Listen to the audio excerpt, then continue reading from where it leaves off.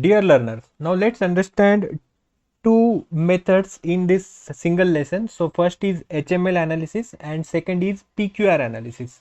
So now the criteria used for HML analysis that we have already seen is basically the value of the product or price of the product on which the HML analysis is categorizing the inventory. Now we have already seen some examples in our lesson in the HML analysis. So here the raw data that we actually need is basically the product code or product number and unit price of the product. Now what we have done is we have considered a criteria. High value product is any product whose price is more than 100.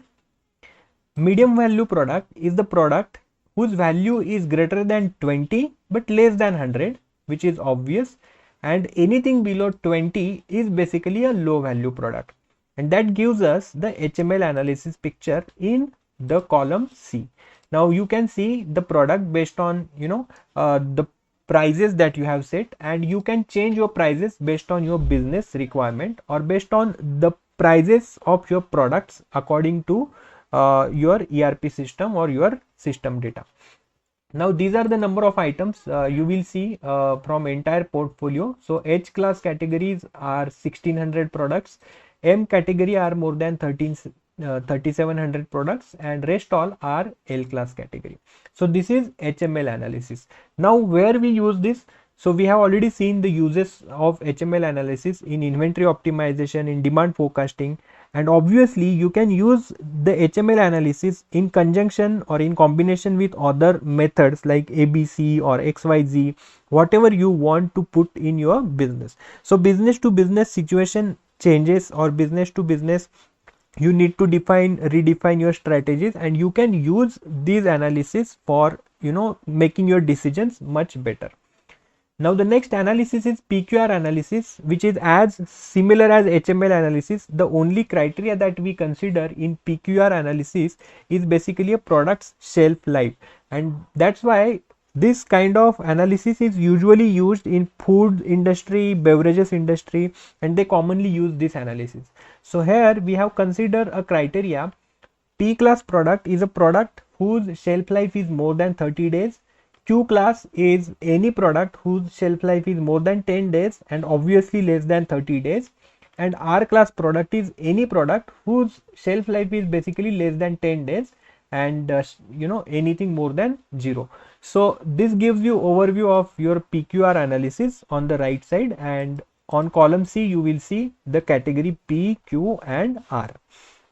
Now the next sheet is basically you can have a combined overview of your entire inventory. So let's say this product number, first product, so this is C class product, this is then Z class product, then this is fast moving, slow moving, non moving, it stands as non moving product, then again it is non moving product, then in HML it is low value product, and in PQR it is P product. So you can define your own strategies based on this entire combination of the products. So here you can see create your own strategies for better inventory control based on the multiple attributes of each product.